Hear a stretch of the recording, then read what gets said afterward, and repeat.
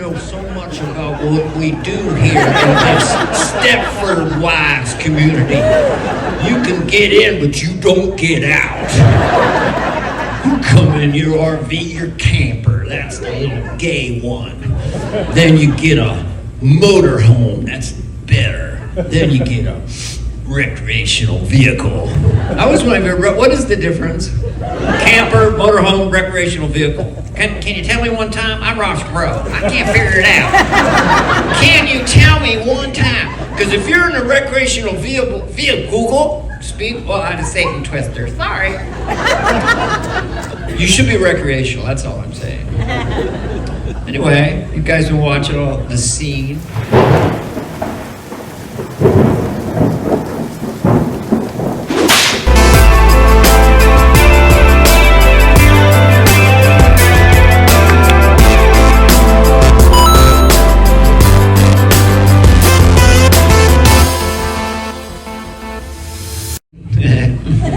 I love seeing Trump with Elon Musk. That is great. Isn't it funny? I mean, because Trump is sitting there and he's got his really long red tie, you know, and he's just sitting, and Elon's over there going, well, we got to, excuse me, Mom, we got to, you know, we have to lower the budget, and Doc Mega, you know, it's really cool what we're doing, we got to lower government spending, so inflation will come down, right? And so Trump's over there, he's just like, you know, because Trump is the alpha male, but he goes, what he said.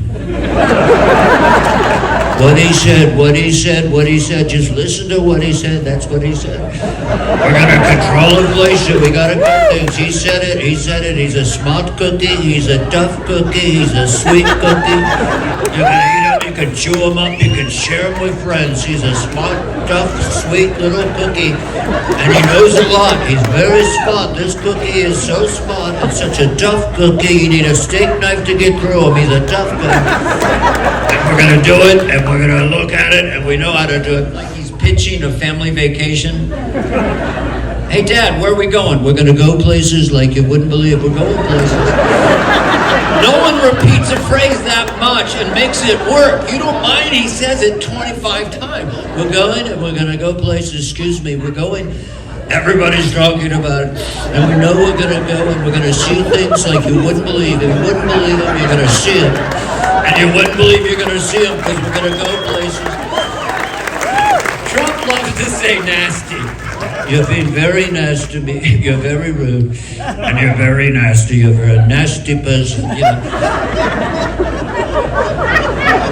I mean, there's so many places to go with Trump. It's like, I knew it was different because, you know, we had North Korea always threatening us through my childhood. They would just make these threats, nuclear, we're gonna melt you, North Korea gonna bomb you, kill you. And presidents would be very calm, like Bill Clinton. I don't agree with what you're saying there. I really don't. We kill you, North Korea will kill you. I don't think so, but whatever you say, whatever. You know, and then W's in there, we kill you, we kill you. W's like, you talk funny. And then you got that, and Obama's like, that's not what people want to be saying. When you talk like that, that's not conducive to relations between different nations. We kill you, we burn you anyway. You know. Then Trump comes in, right? Okay, I'm just watching this. We kill you, we burn your faces off, you know. And Trump's like, little rocket, man. Little rockets. He's got little rockets, little rocket man. You got tiny, teeny little rockets. I'm telling you, you know, very, very, like when I do him, I feel like I like the pausing and the confidence. You know, how you doing? I'm doing good. Doing good.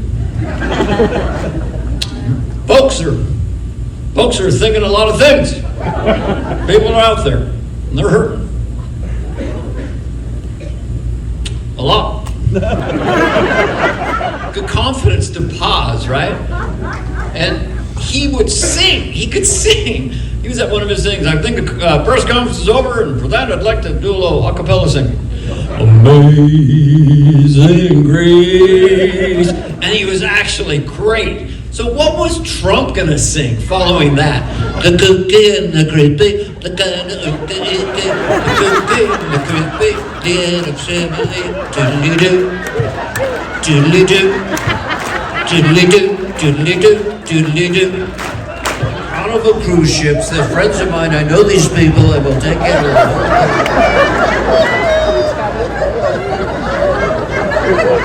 It was a trip, you know, Trump, then to this guy. What's going on? No, I'm not kidding around.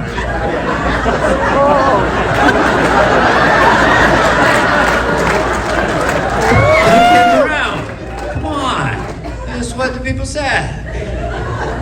I got tight hip flexors, but watch him wrestle with himself, trying to act young, you know. Yeah, come on, let's go to that. Sir, you were not running just because you move your arms. Come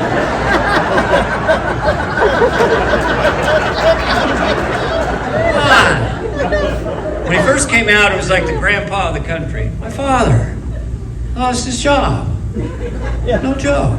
No joke. Does anyone think that's a joke? Does anyone? Well, that was hysterical, man. I was gonna laugh. No joke. I'm not kidding around. Come on, folks. Let's get real. And he'd admonish you if you didn't get it. You know, number one, the one part. Number two, what the guy said. Number three, you know the drill. Come on, folks. I'm not kidding around here.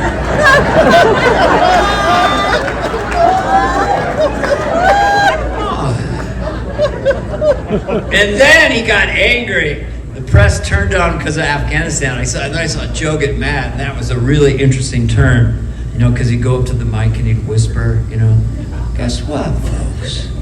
Guess what? It's this patronizing whisper that my dad used to do. My dad would say to me sometimes, I can't talk politics with you because you don't know shit. And then I saw him do a series of little, I'll just do it, and he'd say something that didn't quite fit. He's like, and guess what? By the way, the fact of the matter is, guess what? And by the way, the fact of the matter is, I'm being serious. Get your facts. And I like when he gets mad, the popcorn guy. Get your facts straight, Jack. Beat the hell out of you. Take him out of woodshed, beat the shit out of you. Cut the mic. The backstage crew might cut the mic. You know, old-fashioned and the movie star, and you know, he had that cool kind of rhythm. What? Who? And you always wonder, how would he have dealt with modern issues, you know? Like, who are they? What? Who? Tala who? Banny what? Who are they? Talibano? What do they do? What they do? To who? Where? When? How? Why? Well, we have no choice. Fire away with everything we've got, and then call them and see if they're still there. And then it was just a guy like talking like this all the time.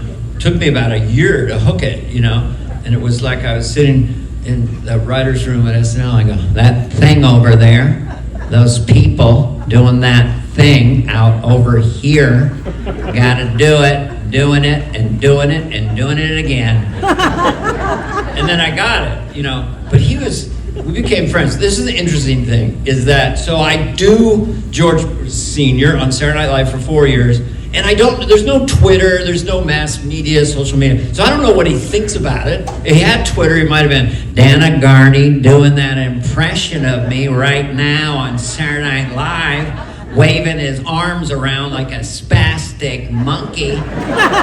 Hashtag dick.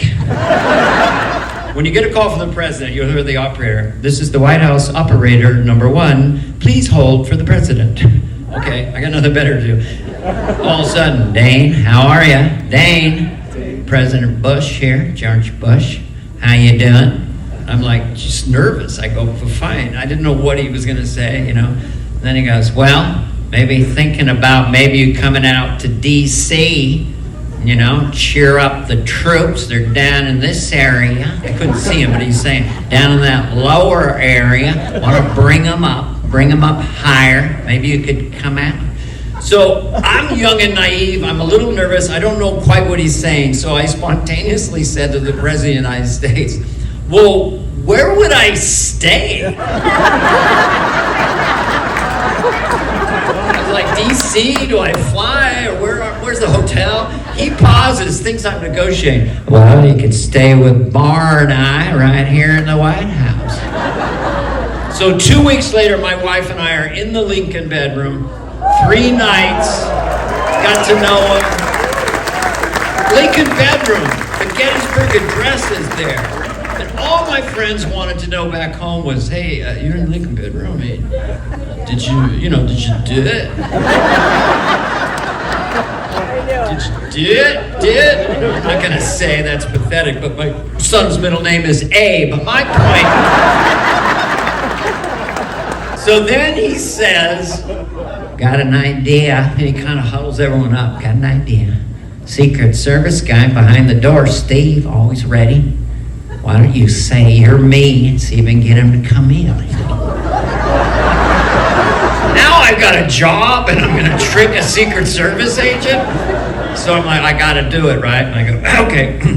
Steve, this is the president, come on in here. So the Secret Service guy opens the door, looks in. Bush loses it. He's laughing his ass off. Got an idea. Let's do shooters and call the premier of China. Like, I mean, in 94, 5, 6, Cold War was over. The economy was booming because of computers, and it was just a boring time to be president, to be honest. He'd be in the Oval Office. Oh boy, okay. I don't see anything on the protocol sheet. I mean, there's anything you want me to do today? No. Can I give a speech somewhere or anything? No. Okay. How about any war? No. Kosovo, one guy broke his ankle. Okay. Well, how's the economy going? Roaring, GDP, everything, no inflation? Okay, good stuff. All right, thanks very much.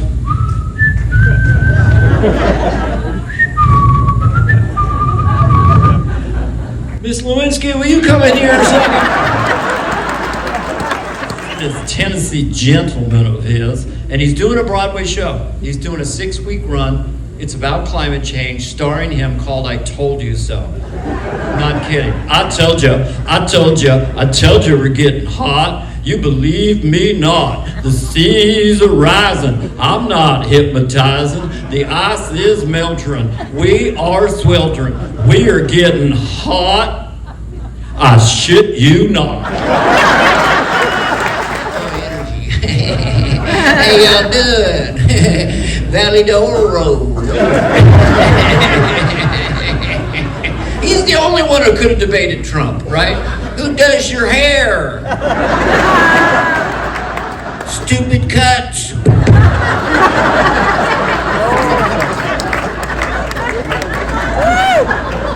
But he was funny. You know, it'd be a press conference. He knew everybody. Okay, Steve, hold on a sec. I got a joke for everybody today. Check this out. 2 Irishmen walk out of a bar. It could happen.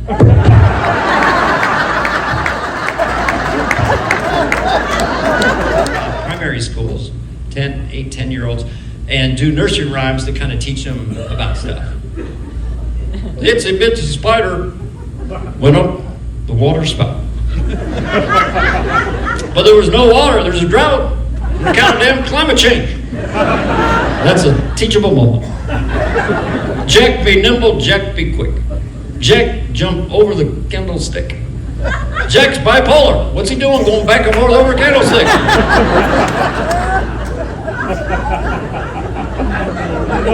Jack and Jill went up the hill to fetch a pail of water. Jack looked at Jill, and Jill looked at Jack. And Jill said, I'd like to be a Jack too. No, I met my wife, she was 19. I raised her as one of my own. It's very interesting how this whole romance things happen. And I'm always fascinated by women and how they interact with men and what they really want. I think if women were honest, they do like the strength, the masculinity of a man, the shoulders, the musculature, whatever, the man. And they also want a man who's sensitive and can talk to them and listen and understand their needs. But ladies, you can't have that guy. That guy's got a boyfriend.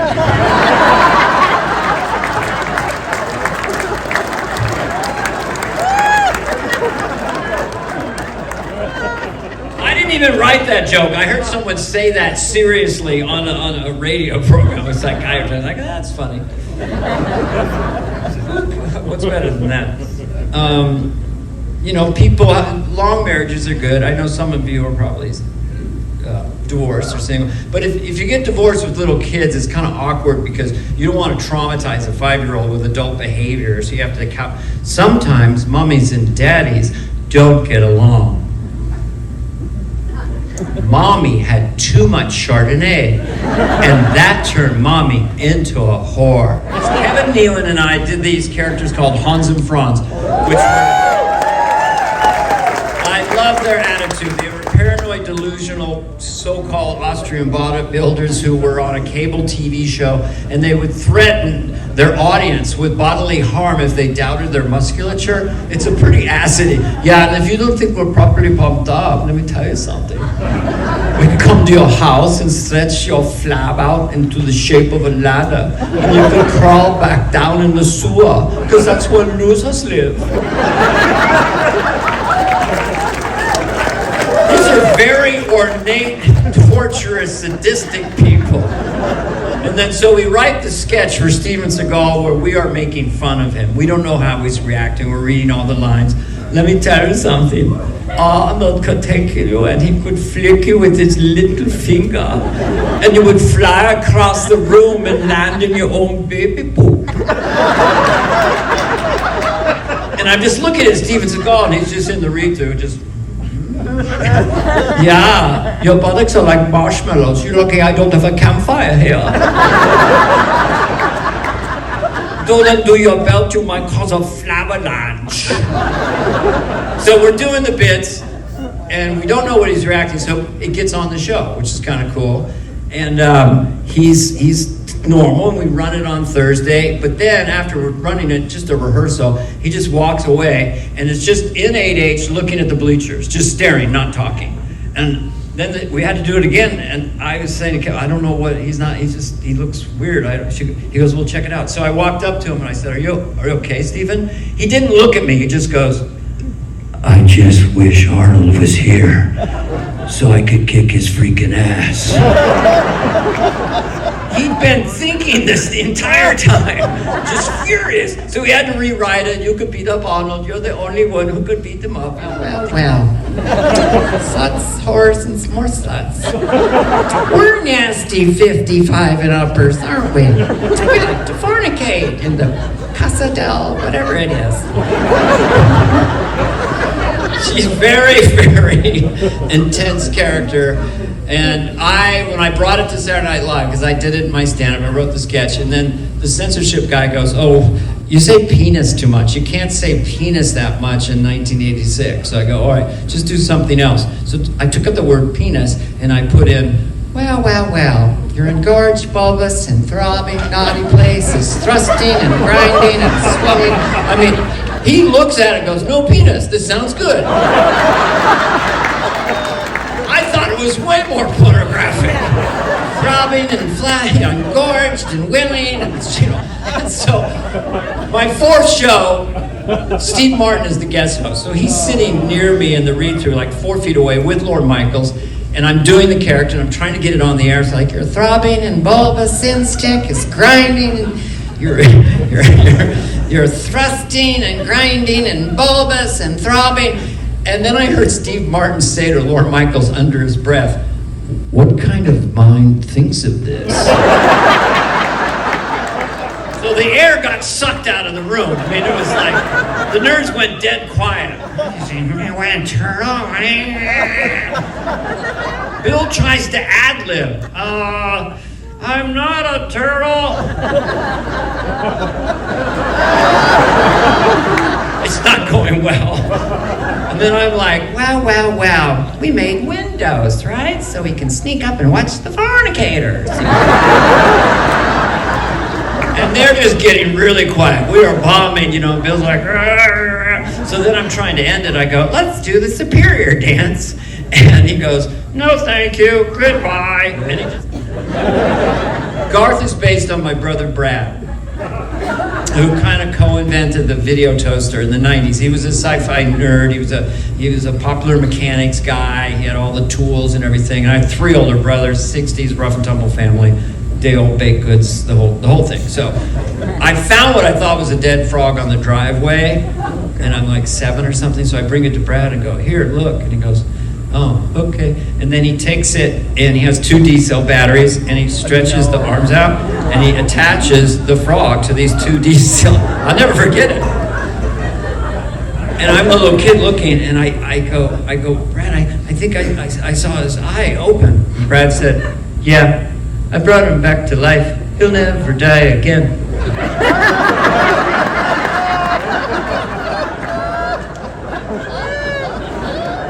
I feel funny, like when I used to climb the rope in gym class. All right, I'm going to do these micro impressions, which are one after the other, really fast. And they're just like quick hits. You're going to be dazzled, I swear to God. All right. George Bush Sr. goes off the high dive. Here we go. Gotta do it. Gotta do it. Gotta do it. Gonna do it. Not gonna do it.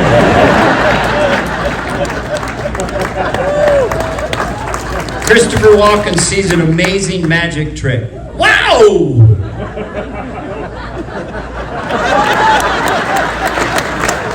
Don't know when Rabbit went. Wow!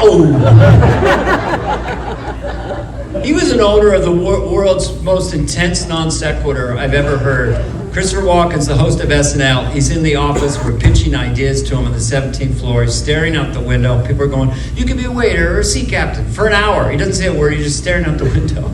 And then Lorne Michaels goes, oh, Chris, do you have any ideas?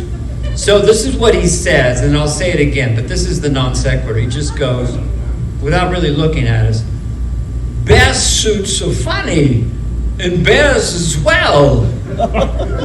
Bear suits are funny, and bears as well. For an hour, that was in his head. Bear suits are funny, and bears as well. Both funny, bears men and bear suits. Funny.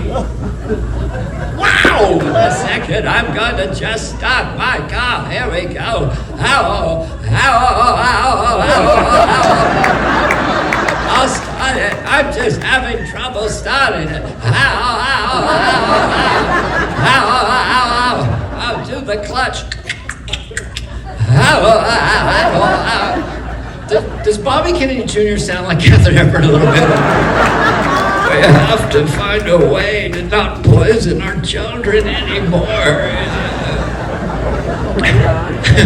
I figured they'll get an AI thing so he'll sound like JFK at some point. We must be careful with the COVID vaccine and different modalities of what we do with these prescription drug people. And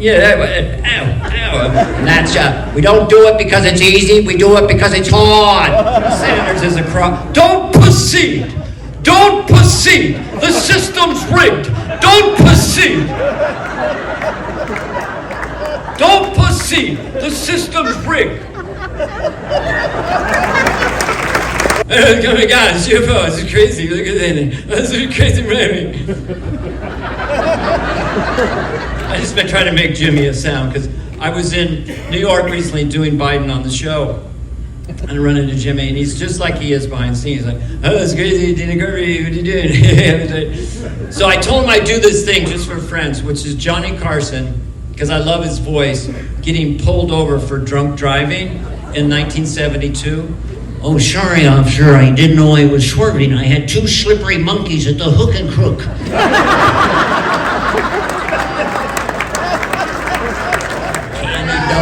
My wife's Canadian. Any Canadians here? Like the Canadians, they're gentle, sweet people. All Trump's mad at them, but that's a whole other story. You gotta tighten it up. You gotta tighten it. You gotta tighten the border. You gotta tighten it for us. We're looking at it. We're seeing it. You gotta tighten it. We're gonna put a tariff. I like tariffs. They're a good use of things. A tariff. We're gonna tariff you. You guys even know where you're going? But we never had a border problem with Canada before, you know. There was just, we didn't have to do anything with it. This was a big night for two Canadian dudes just standing by the border. Hey man, want to see a felony? Whoa! Michael Caine is 5 years old. I like to eat paste. I don't know why, but I like to eat things in the classroom. I'm 5 years old and I chew on a tetherball every day. I once ate a hula hoop for lunch. Rad. Sean Connery is asked whether he'd like to vacation in Spain. Yes.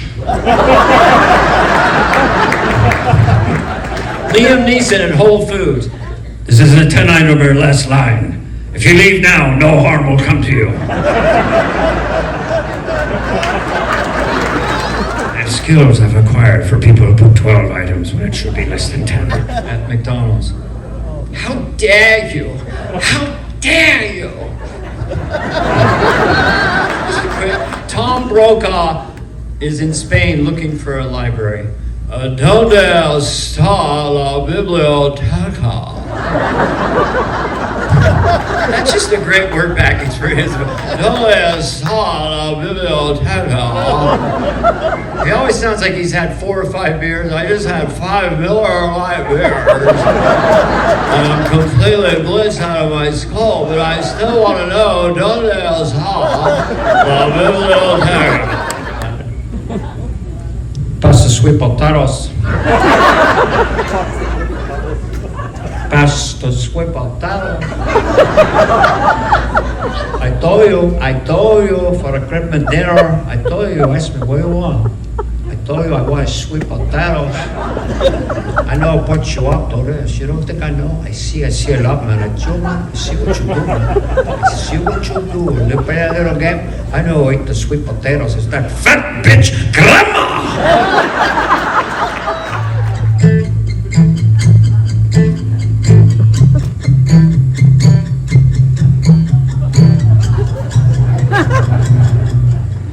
Like how guitar players have this little smug look on their face. They act real surprised when they switch chords.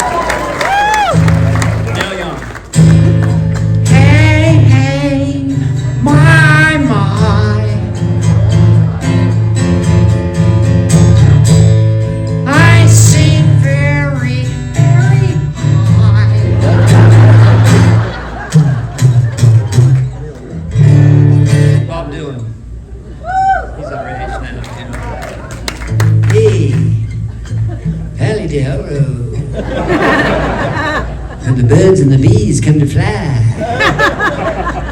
No one under 55 is allowed in the Valley de Oro. Hey, Valley de Oro. Valley of Gold. Valley of Gold. Did you hear about the man? Did you hear about the man who had 5 penises?